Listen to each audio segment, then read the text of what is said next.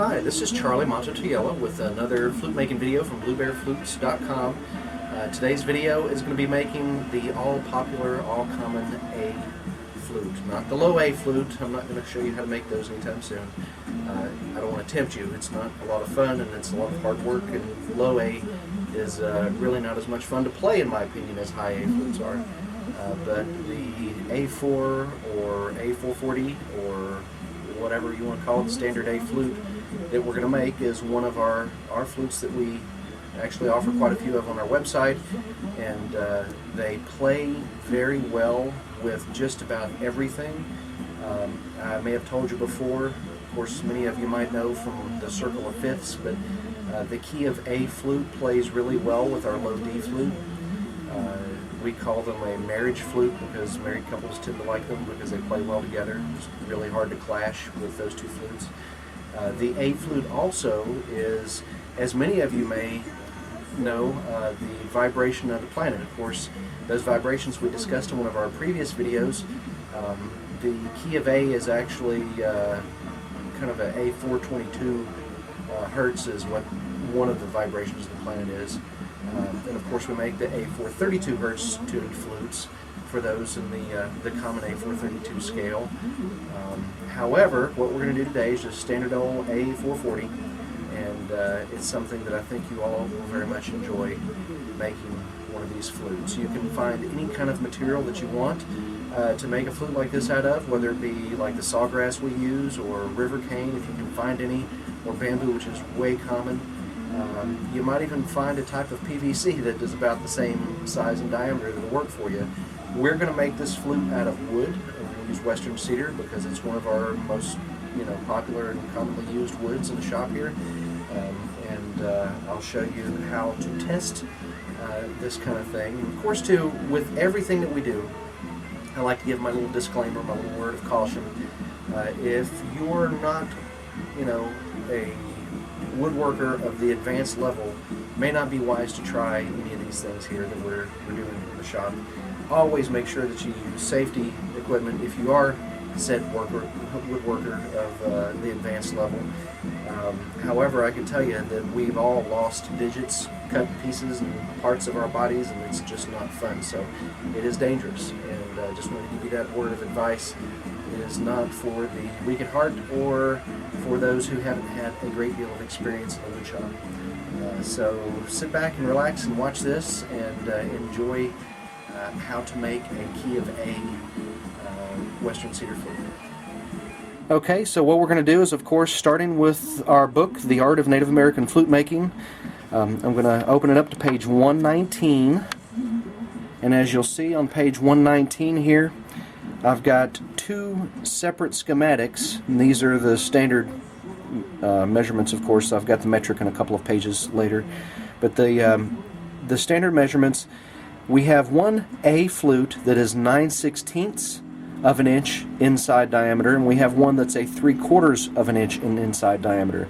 If you'll notice, there's a little arrow right here pointing to this 9/16 one. This is actually made from a copy of an original flute. This key of A 5-hole flute was made from a copy of a old Cherokee flute that some cousins and friends and a whole bunch of people really loved and brought to show me when I was much younger, and I've been using that pattern forever today. And then of course I adapted it to the standard 3/4 inch router bit, which is what we're going to use on this, and you'll see that router bit in just a second. But this measurement here, you got 1/4 inch is the red, the 1/4 inch size diameter fingerings and sound hole, give or take. You have to tune this if you're going to make a tuned flute. And then we've got the 3/4 of an inch inside diameter.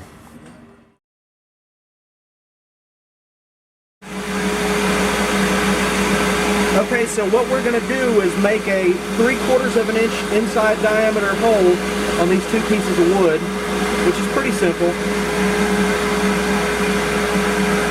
And of course I have my earmuffs on, so I may be speaking a little loud, plus a shop dust collector's running.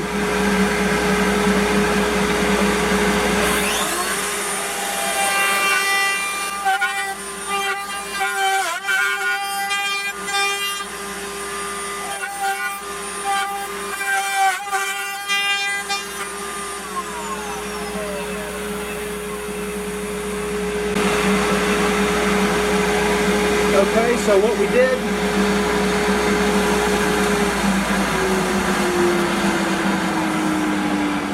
I haven't always had one of these little handy tools here. Let's set it back to 0. What we did though is we went ahead and cut a 3/4 of an inch round hole up inside of this flute blank, and we made it 9.5 millimeters deep. And the reason we made it 9.5 millimeters deep, I've always had one of these. I think I grew up with one of these in my head. And the reason that I switch over between metric and standard all the time is because I like to cling to the past.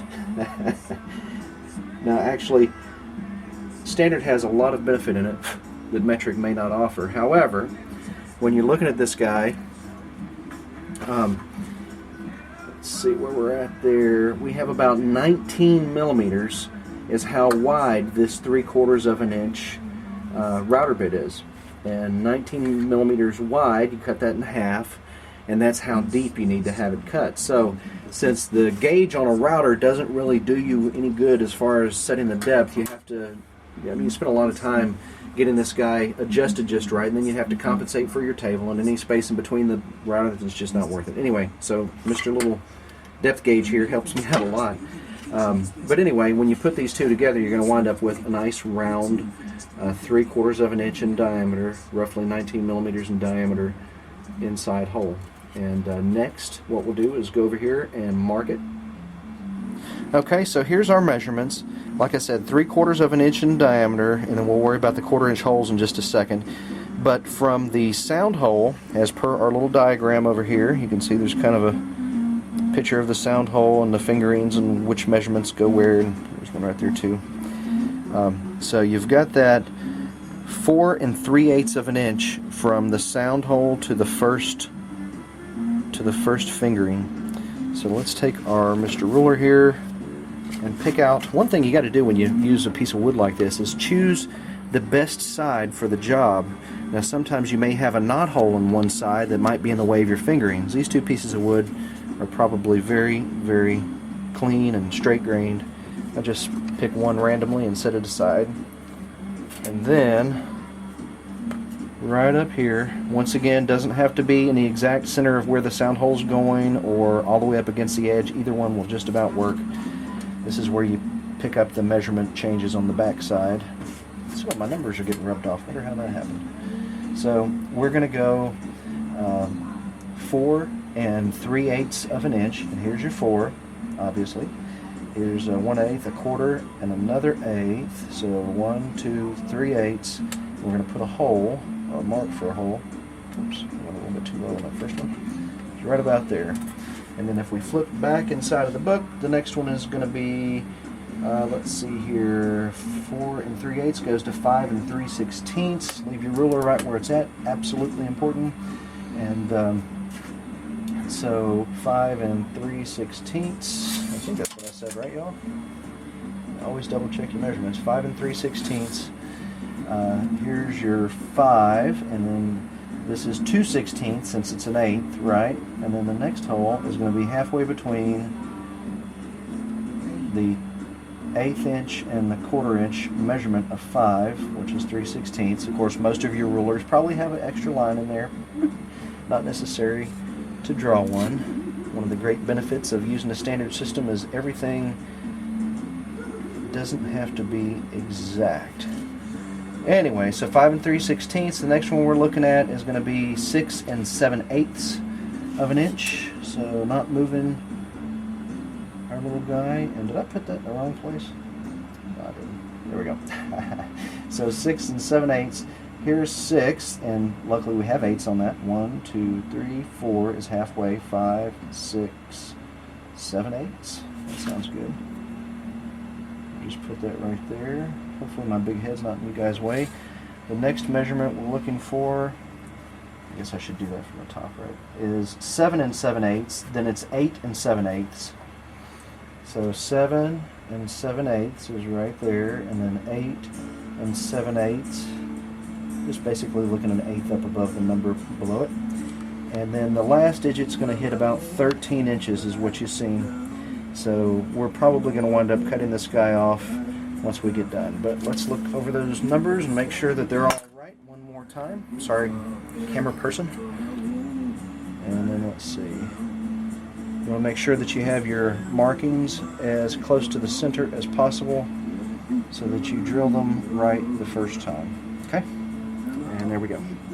Okay, so as with everything, I always like to drill the sound hole out first. Kind of making a point of it being the most important part of the flute making process.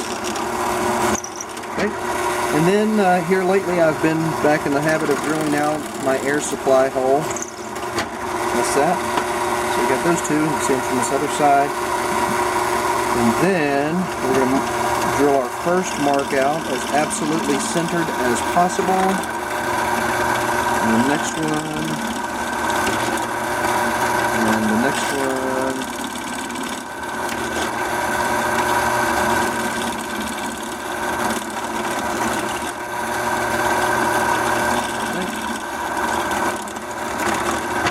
Many of you know that I don't use a 1/4-inch drill bit. I actually use I think this one's a 19/32. Sometimes I use a 3/16. This kind of depends, but that way you can make the hole a 1/4 of an inch. The next thing I'm going to do is sand these surfaces because you see they're kind of rough.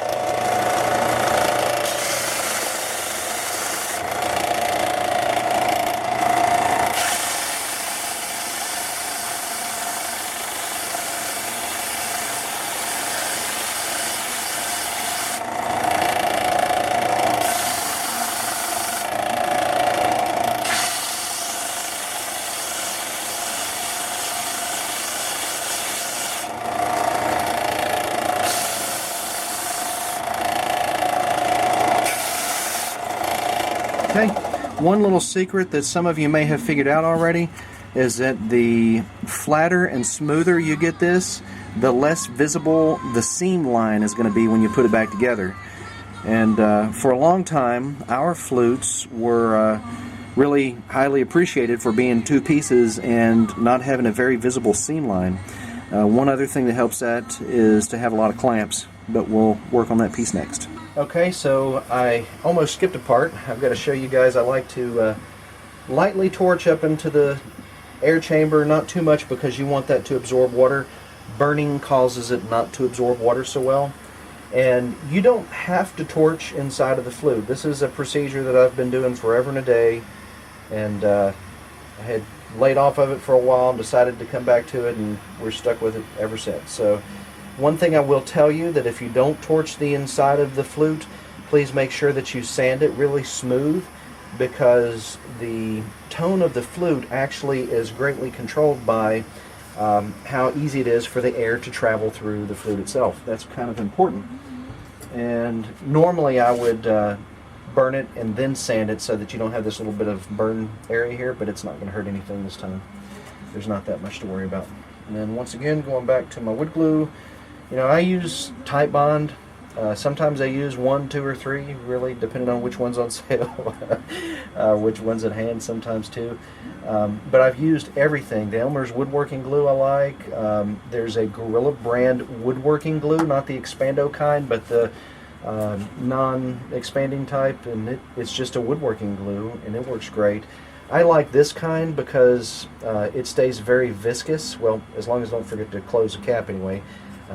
When it starts to dry out, it does get a little thicker, but it still has just as much punch. But having it viscous, which basically means it's very fluid and smooth, causes it to soak into the wood better, making it have a much better strength, and really seals it up nice as well.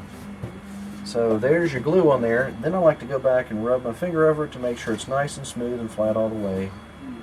Lots of work making one flute. We got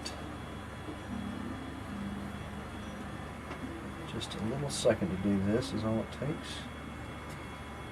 There we go. Make sure you don't get any down inside of the flute if you can avoid it. There's some there. I'm going to use my little trusty rag. Okay, so not too bad. Kind of an even coat. And we're going to put these two guys together. If you don't have a guide on here to show where you route, just make sure that you route them equally and put them together so that the two areas here, this and this, match really closely. It doesn't have to be perfect, but it helps. It really does. I'm going to lay it down like that. And then it's squeezy clamp time. Okay, let's do this on this other side so that you can see the fingerings. Once again, just force of habit, but I always like to squeezy clamp the sound hole area first. If you notice, it slipped a little bit. That happens.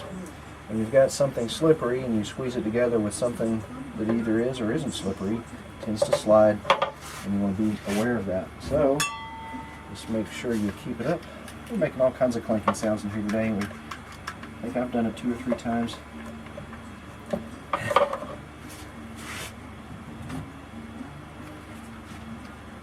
And let's see. While you're squeezing this together, depending of course on the type of glue that you use, you should see some little areas of it that are squirting out. That usually means you've done a pretty good job of gluing and squeezing together. If you don't see it squeezing out, that's not a bad thing. It's just less reassuring of the circumstances.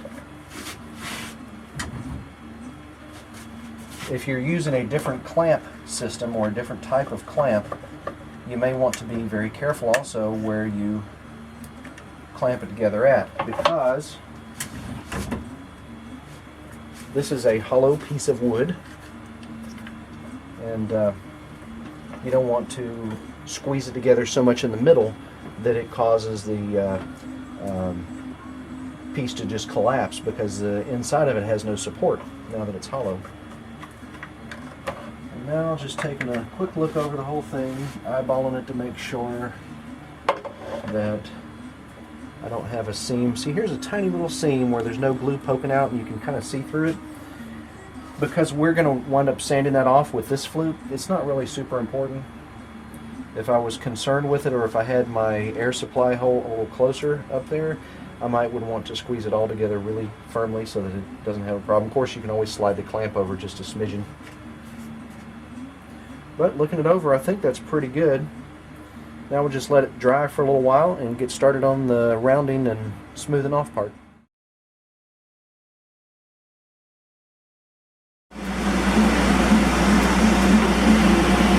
So now I'm going to go ahead and round it off. I planed it down so that it's nice and square. It's about 1 1/16", give or take.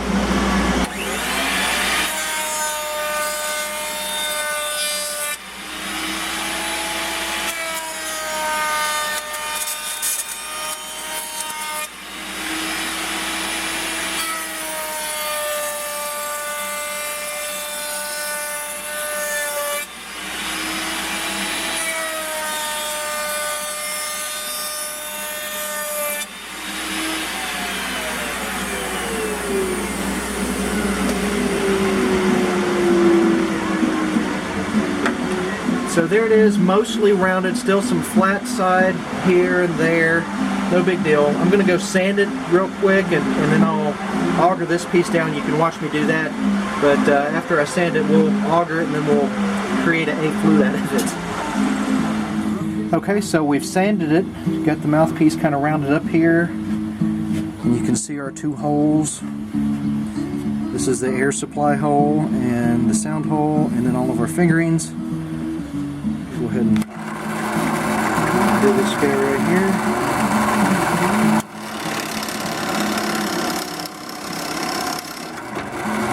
Many of you asked the question is, what size is this guy right here? It's 1.5 inches. That's not really terrifically crucial so much as what it is that I use it for. I use it to flatten this area out. And some of you think, yeah, but how much do you need to flatten it out? I can hear you saying it right now. I can. No, I'm just kidding. Anyway, the reason that it doesn't really matter is if you make it this far or whatever, your area where the air supply hole is going to feed through the track into the sound hole could be covered up by a block this wide or however you do it. In our Flute kit, we don't even recommend using a flat area like this. We actually leave it round. So there's a lot of options, and this is just the one that we use. I'm going to go ahead and sand this guy here down with my sander real quick, and then we'll get over there and start burning some holes in it. Okay, so we've got some burning rods going. The track tool, you guys all know that I like to use a track tool made out of metal to burn a flat track inside my flutes, and there's one of the sound hole, or rather one of the plain fingering hole tools. The first thing I'm going to do is go in from the bottom and drill this out. There's a number of reasons why that we do it this way.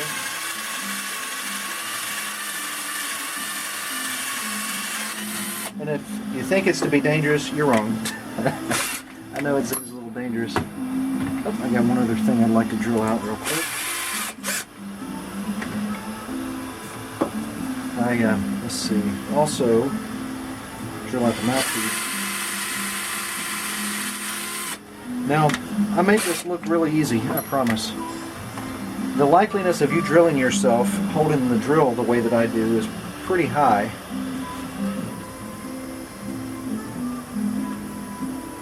So it may not be the best technique for everybody. Okay, we have a nice little sound hole.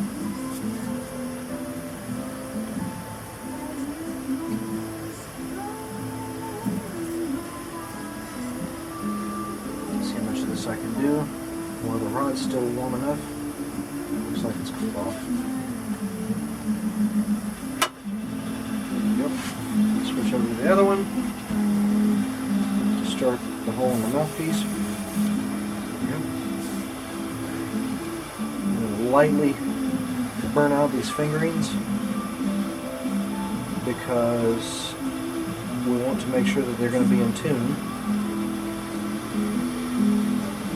That's probably enough of that rod for right now. Go ahead and put the bigger one up here. That first rod is a 1/4 inch. As many of you may notice, the end of the rod is tapered. It kind of happens naturally over time with me using this. When I originally started out with these burning rods, they were flat on the end and I just barely rounded it off. But after time and use them, it's really nice and round inside of there. You can kind of see the end of it, but I think the lighting isn't right here for you to see inside of it. I'll get that in a minute for you.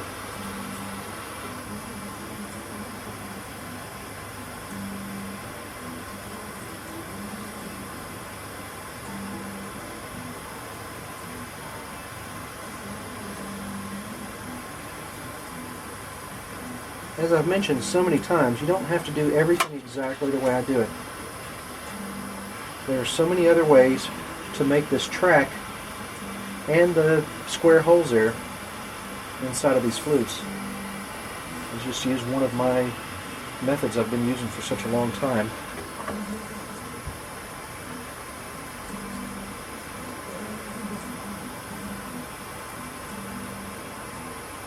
Okay, enough of that one. Put this one down here for a minute. Back that up a little bit, it's really about there.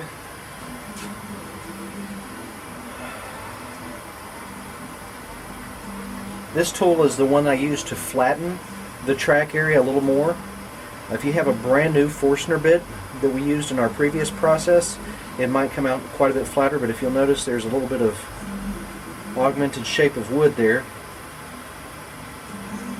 Kind of a couple of wrinkles or dimples in there where it tore out quite a bit more wood than it probably needed to. This is a 5/16 rod. Made a 5/16 hole in the mouthpiece. That's nice. Let's see if it makes a sound. Pretty sure it will. Pretty good.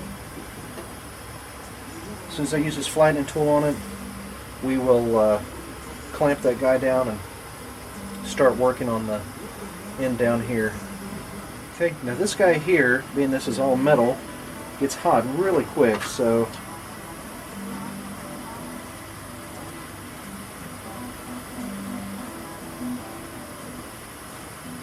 with fire, timing is the key. There we go. I think that's quite a bit of that. Grab my file real quick. See if I can just clean this up a little bit. Put a little bit of a slant on that inside area there. May need to use my chisel instead. I think that file's not doing all the job I need it to. You can see a nice square edge in there. That makes such a difference in the tone of the flute, the tone quality.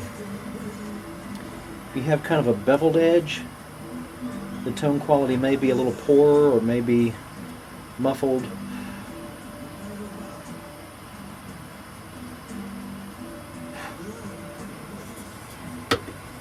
There's times that changes only the tone of one or two holes, one or two of the fingerings. I think that's got it. Let's put a squeezy clamp on it. It's in a little block I have here, fits right at the edge of the hole. Put a squeezy clamp on it.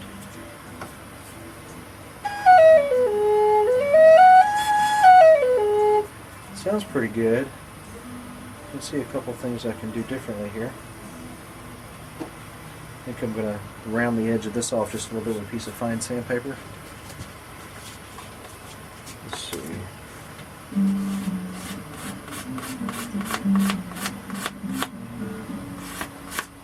Okay. And I'll tell you what we'll do. It'll make it a little bit easier for you guys at home to see.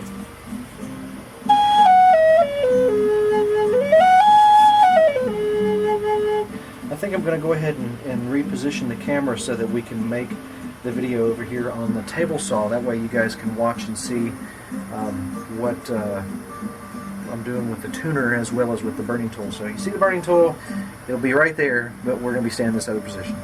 Okay, so the first thing I want to do is go ahead and Dremel this bottom out.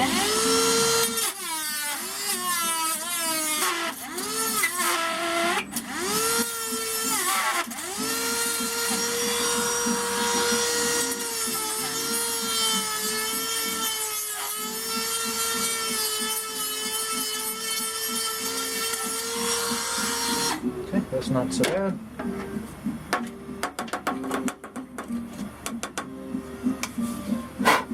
Let's see, I'm just taking a look inside of there. It looks pretty smooth.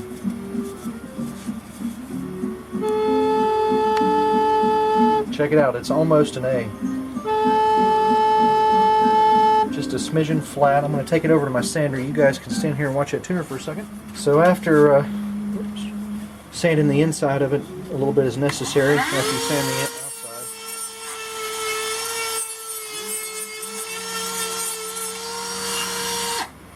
I think that's probably going to be close. Let's see.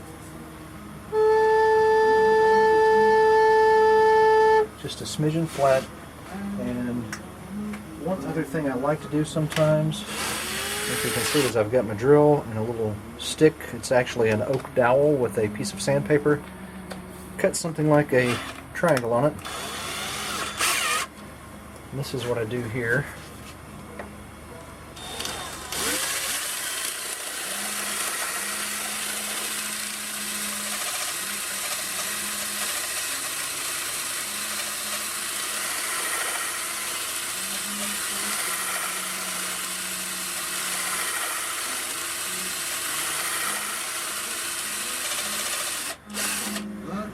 Even though we spend that time burning the inside of the flute before we glue it together, I'm going to blow this out. Using that stick up inside of there to smooth it out some and round it off, boy, that's nice and round in there, will actually cause it to go a little sharp. How about that? It actually makes a little bit more clear sound too. I think I'm go ahead and sand this mouthpiece just a smidgen. Hope you guys are picking up on some of my very, very important flute terminology here. Smidgen, a wee bit. I know I've probably taught you some other words.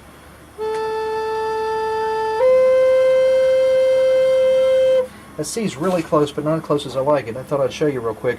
I keep a scale sheet in here in case somebody asks me for a scale and an odd key, you know, just to make it easier on me. But A, C, D, E, G, and A. This is a A minor pentatonic scale, and A, C, D, E, G, A. And next we're tuning the C.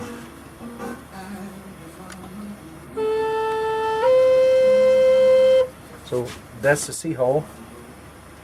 I'm going to make it just a tiny bit bigger. Go ahead and do these others. I don't recommend that you ever make your other finger holes larger until you're ready to tune that particular fingering. I do it because I know what the tendency is of my flute making. See that smoke coming out the bottom causes the flute to be a little flat. Something to think about.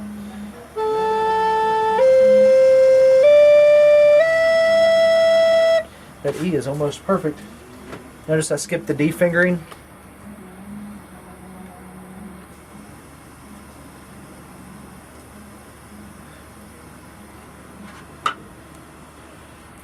Let's see if that did it.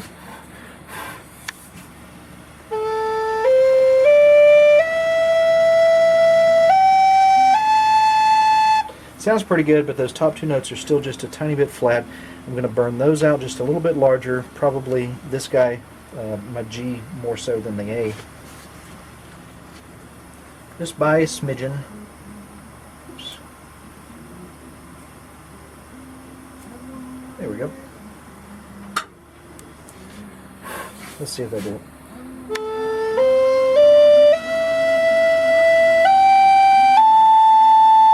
The A is just about right. Okay, so let's see. Let me check one more time.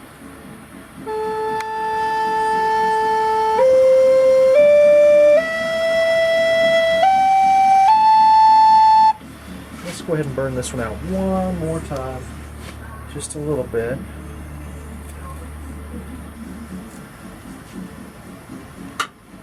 But that probably did the trick.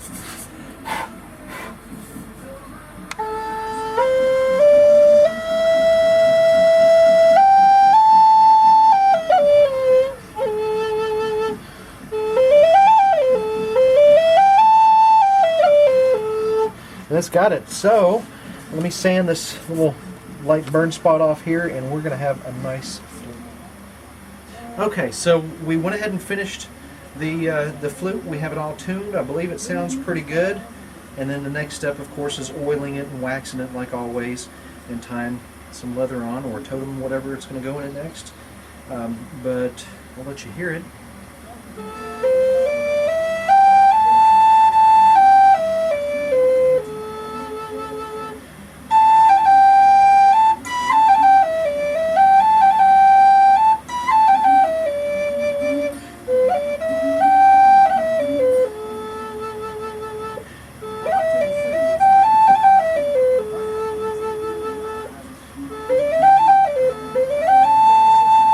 That's it. Pretty easy to make this beautiful key of A Western cedar flute. And of course, any of you at home can find some material that has a 3/4 inch inside diameter. You can make an A flute just the same. As I have mentioned before, and I've told so many people, my first flute I made with a pocket knife. I made a wood flute. Mine was my first flute, made out of a piece of eastern red cedar that had been sunk in the water for about 300 years, we suppose. It had turned completely black. It's a beautiful piece of cedar, and I gouged the inside of it out with a pocket knife. I drilled my holes with a pocket knife. I did everything, the track, everything with a pocket knife, and it was the way that I made my first good handful of flutes. It was a lot of work, and I highly recommend the experience to anyone who wants to learn how to do something, to do it the old-fashioned way. It's definitely worth it. This guy we made with a handful of tools and a whole lot of know-how. You know, I can't express to you how many flutes we have made even this week. So it's a tried and true method is what I'm trying to say. We have definitely figured out how to make flutes at this point, I believe, after 30 years. But anyway, it doesn't mean that your fingerings have to match up with this. It doesn't mean that your flute has to be exactly the same to turn out exactly the same pitch or tone or anything. Experimentation is what it's all about. And I hope that you all have enjoyed this video. And I know that we'll be finishing up. We've got just a couple more keys to finish on our keyed flute venture here, making these videos for you for so long now, and making our series of flutes in specific keys. And we can put this key of A on the shelf as one being completed. Anyway, I'll stop talking now. My name's Charlie Mato-Toyela. Sign up for Blue Bear Flutes and bluebearflutes.com. You can find us on Facebook, Instagram, our website, email address. There's about a billion ways to contact us, and we hope to hear from you very soon. You guys take care and happy flute making.